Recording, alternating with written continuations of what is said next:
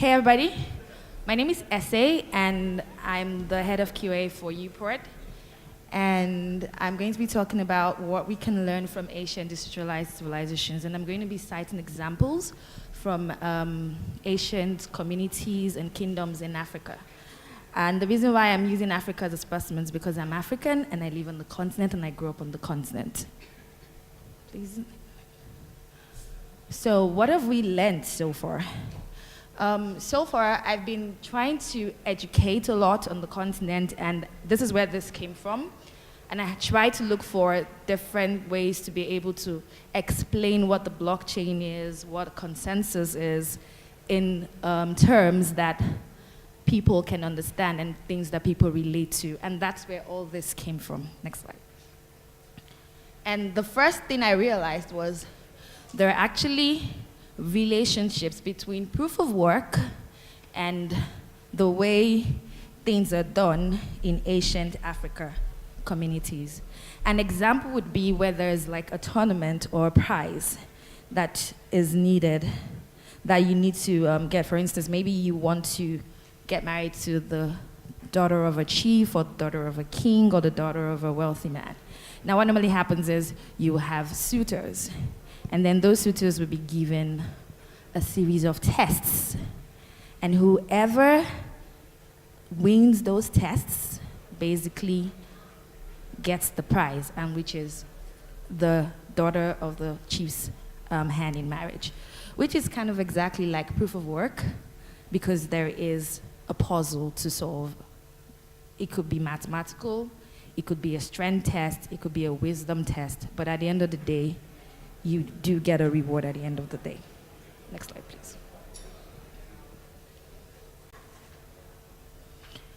Then another thing I saw as well is there's a relationship between oracles that are being used in software and even Ethereum today and the traditional oracles that we have in Africa. And there are different kinds of oracles. There's the oracle where, for different kind of things. Now there's an oracle where you talk to a divinity, a spiritual, whatever, to make decisions about whether you need to go to war, whether they should crown a new king, choose a new elder. And then there are also oracles that come into play in different aspects of life. Land disputes, getting married. And this is something that even still happens in Africa today, in most African communities. When a man goes to a woman's house and goes to talk to her father and says, oh, I want to marry your daughter, we take it very seriously. Like, they go to that man's village. The woman's family goes to that man's village and goes to find out about the man, like do a background check. Now, when he goes to that man's village, he's not just going to go and just ask any random person he sees on the road. There is always the very oldest or the most elderly person in that village. Remember, this village doesn't have technology. They don't have centralized data. They don't have anything stored anywhere. Now, there's this oldest person in this village that has proved themselves time and time again to be reputable and trustworthy. And that's the person that tells them that, oh, this person is from a good family, this person is from a great family, or this person is from a really bad family, the family is a family of thieves, the family, they don't treat people right, and all those kind of things. Another way oracles are used in African traditions are where you have land disputes. And I will use the traditions of the Igbo people in Nigeria. What normally happens is there is a set of elders in every Igbo community called the Imunu. And the Imunu basically are the people you go to when you have land disputes or disputes generally. And they can trace ancestry. Now remember, they do not have central data. They do not have something written out somewhere. But information has been passed across in a decentralized way over the years. And this group of people are always the people that have this information. They can trace ancestry. And if they can trace the ancestry and say, yes, this person's ancestors are the true owners of this land, there's no dispute. And if you do dispute it or you decide to go against it, there are consequences. There are consequences in the community. You could be shunned. There are classes of different types of people in the community. You may not be able to partake of their meetings or their traditions or their ceremonies if you do go against those. So there are consequences. And that's how oracles work in African traditions.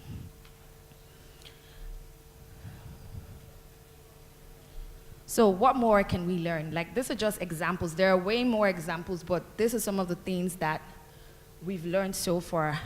And I know that it also exists in other Asian civilizations apart from the African ones, but I can only use Africa because that is the one I'm most familiar with.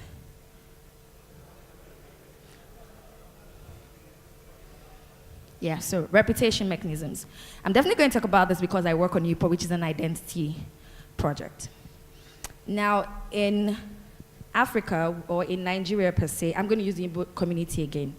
They have traditions of, I'm not Igbo, by the way, but I have friends that are Igbo. And they have traditions that basically mean that when a man does business, he has to come back to his village and take a young person to learn that same business. So it's like passing on the torch and then making sure people are not like, making sure that you eradicate poverty in your village. So when you're successful, you have to make sure other people are successful. And Igbo people are also very known in Nigeria for trade and business. Now, when that man goes and he learns that trade, he's basically building up his reputation in the business world in the Igbo community. And remember, this is not written down anywhere, but because the community already knows that he is gone and he's gone with this person, and then there are communities or groups of people that are part of the same business type. It could be electronics, it could be food, it could be clothes, but they have those circles and the information is informal. He's basically building a reputation and a circle of trust because all those people now know him and your reputation now goes through word of mouth. In Africa, we have the saying that you might not have wealth, or I would say most African countries, the ones I've been to, you may not have wealth, you may not have education, you may not have a lot of things, but your name is the most important thing, your good name. And that comes from the people that know you, your family history, what you've done, and all that. And the same thing applies with this person because now he's built that circle and that's become a reputation mechanism for him without having to have a place where everything is stored. Now, to even now take that further, imagine if we could implement that in the blockchain or in Ethereum, and then we use oracles to basically get data about people. Remember I said, like, there's a circle of people that are part of that community that basically know about the reputations of the people in that community. And this person can verify that what this other person is saying is true, and vice versa. And they can also refute a truth that somebody else is saying is true. Now, so imagine if we had an oracle, and the oracle was for that data to always get the most recent information about that person, and then you get a state channel from where the oracle is reading from, or state channel is always created, and then the oracle reads from that state channel and puts it in the oracle, and then you read from the oracle and you put it on the blockchain. And you can basically create a reputation score.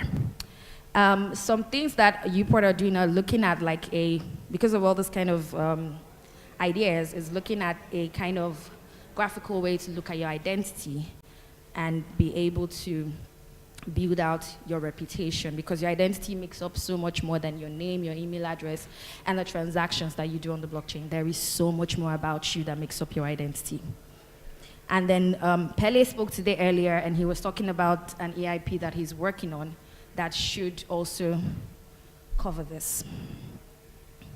Now, there's another thing that I was thinking about as I was doing all this research.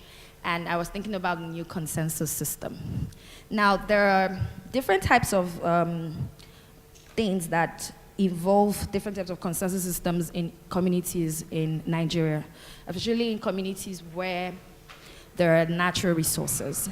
Now, imagine if there was for where I'm from, is a crude oil community.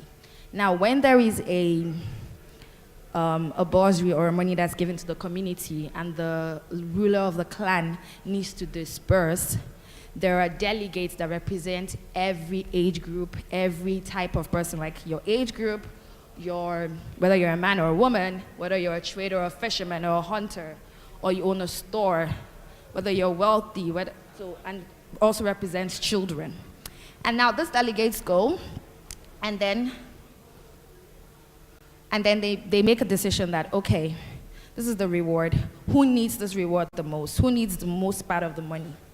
And once that's done, there is a pre-agreed percentage that is now given to each delegate that now breaks down that amount into a percentage that is also taken down to each person that is in each age group. And what this helps with is it eliminates arguments, strife. It incentivizes people to keep using that kind of system to make decisions, and it also keeps the peace. And I think that we could also use that in the blockchain, in Ethereum specifically. Like, it could be an improvement on proof of stake to the case that you could actually incentivize every single person that the transaction, at the end of the day, someone gets a little bit, and that basically keeps the network alive. Next slide, please. So what's next? People could basically use all this information I've shared to work on EIPs. I'm also trying to work on one as well. Pele is working on EIP 1812. He just started it like when you were in Miami, right? That's when, yeah.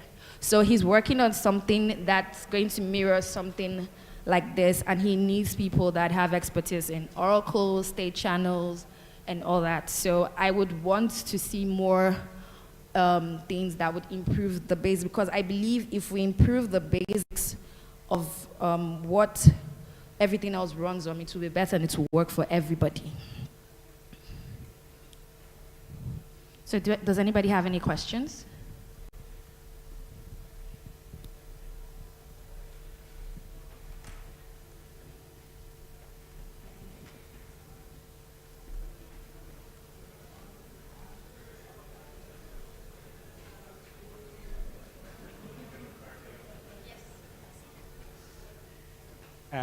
Hello, I have two questions.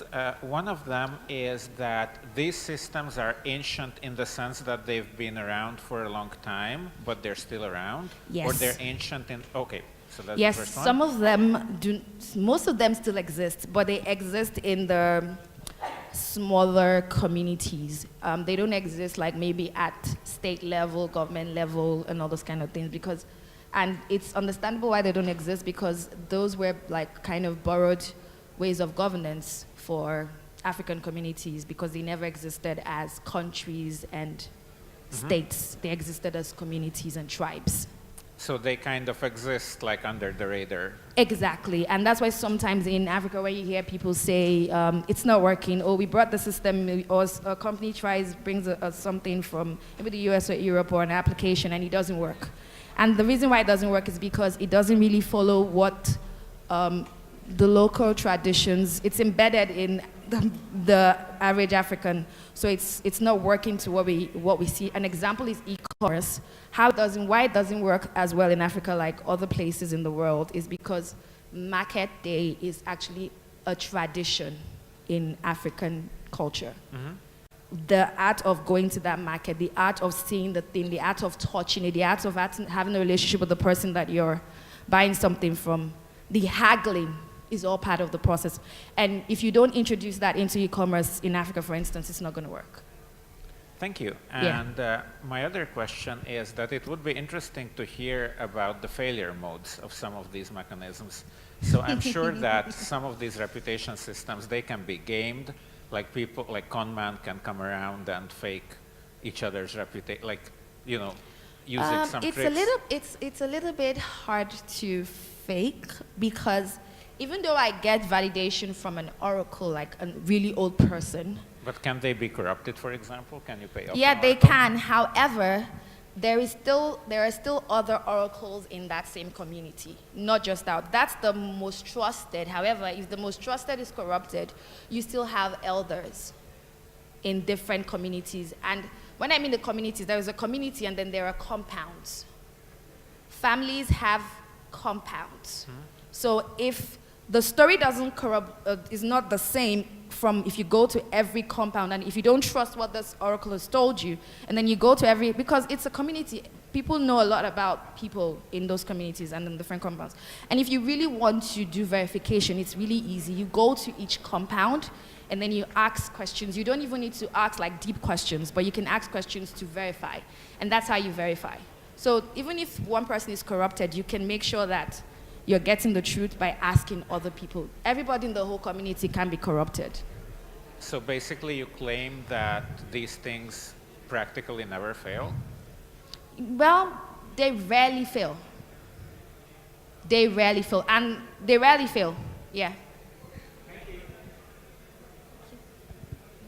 Okay, my question is propagates back to this one. So if I get it correctly, you say that the system is safe because introducing a new oracle is basically free. You can just stand up and select a new oracle if one is corrupted. No, you can, the oracles exist in the sense, you're not setting them up, they exist in the sense that they're already, there are three types. There's the oldest person, there's the elders in the village, like group of elders. And I don't know, but in Africa, our elders are people that rarely lie. They rarely lie because they're old people. And we have an African adage that what an older person can see standing right close to it, if you climb on a tree, you can never see it. So like, we believe that they tell the truth. However, there's a third one, which I said you can talk to people in different compounds, that's from different families in that community, to do a form of extra verification to be sure that the data you're getting is not corrupted. Okay, thanks. That's why I said it rarely fails. Yeah, if I want to learn more about all this, because you know that was like a 20-minute presentation. If I want to dig deeper into this, where should I look? You have to go to Africa. Yeah, you have to go to Africa. That's the only way. I'm African. I had to dig. Yeah. Write a book. Yeah, write a book, exactly. I should write a book. It's going to take a while. There's still so much. Okay, everybody's saying do it. Any more questions?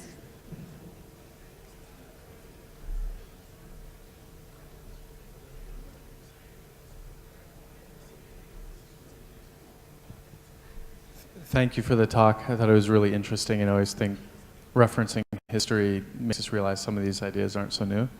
I've been reading a lot about, in the Caribbean, one of my friends used to participate in susus, which I heard come from West Africa. And they exist in other cultures, and people in the US call it a rotating credit and savings account, where people put in money in a pot, one person takes it, and it's a way for poorer communities to have some sort of way of lending without relying on a bank. Have you noticed any people trying to take some new ideas, such as MakerDAO and decentralized finance, with existing things like susus in West Africa that have been working on the basis of personal trust for a long time? Not really, but there are systems already exist in, like there are applications that already exist that even Web3 in Kenya. It's not just even West Africa. It's something that exists on the continent. It's something we've done for years without a system. So it's something that exists even without the without Web3. It exists on Web2 right now. Like even in Nigeria, there are applications for Esusu. Like most of them are either done by, and then there are some in East Africa and South Africa, and most of them are done by mobile operators, like a mobile money kind of thing. You say there's Chama Pesa, right? There's Chama Pesa. Yeah. There's quite a few in South Africa. There's some, what's the one in South Africa again? They're called stock belts. Yeah, there's South African stock belts, yeah. And there are people building them with Solidity Yeah, so they're moving them forward. Maybe I can ask the South African to talk more about it because I don't really know much about that. But in Nigeria, it's just starting up. Like in Nigeria, it's just starting up, understanding the capabilities that Web3 can bring. Yeah. So, but I've not seen people from outside the continent trying to bring these things in yet. Maybe because they don't understand that the use case is already there. Any more questions?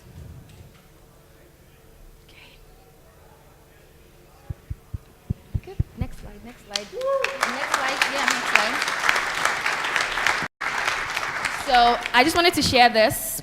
I know this proverb already exists in a lot of cultures, but it's something that growing up as a child, my father used to remind me that the only way you can understand what you can do is to actually learn and try to understand what the people that came before you did. And then your mind will be blown on what you can do. Because they did that without having the things that you have now. They thought about those things without having the things that you have now. Yeah, so that's it. Thanks, guys.